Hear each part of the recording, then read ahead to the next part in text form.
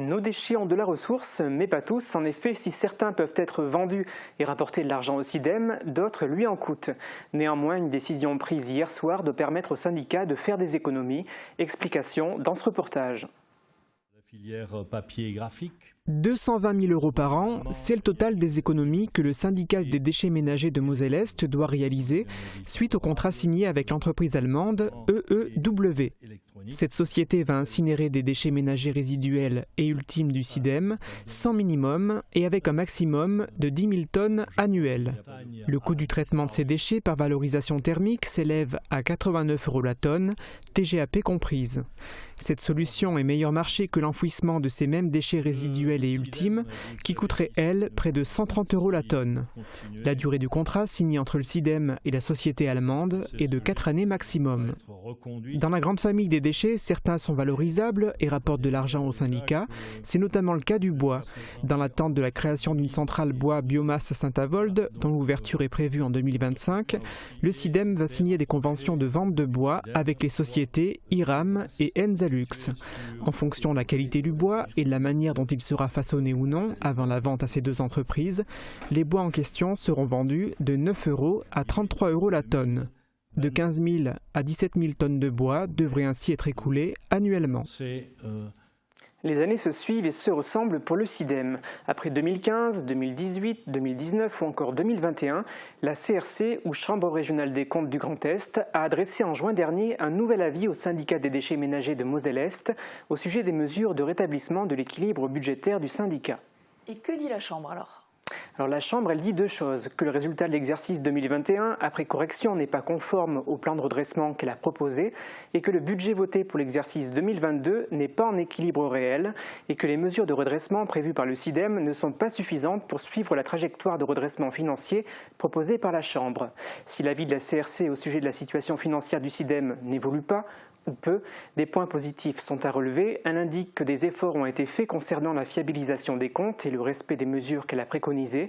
Par ailleurs, elle sait que l'inflation pénalise le syndicat et que le SIDEM, du fait même de son activité, ne peut pas réduire davantage ses dépenses. Et concrètement, que préconise la CRC pour améliorer la situation financière du SIDEM ? Alors elle souhaite que la contribution versée par les habitants de Moselle-Est augmente.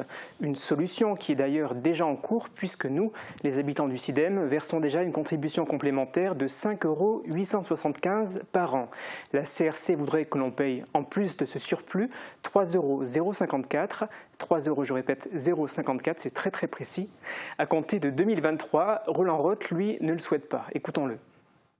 Ce que j'éprouve en le lisant, c'est que malheureusement, la Chambre régionale des comptes n'a jamais su nous faire des propositions autres pour combler le trou laissé par nos prédécesseurs que d'augmenter les participations des collectivités et donc d'augmenter la participation de l'usager, que ce soit le contribuable ou l'usager direct suivant taxe ou redevance. J'ai beaucoup de mal à renchérir encore et à mettre 3 € supplémentaires sur la participation de 5,87 € qui est déjà dans les faits.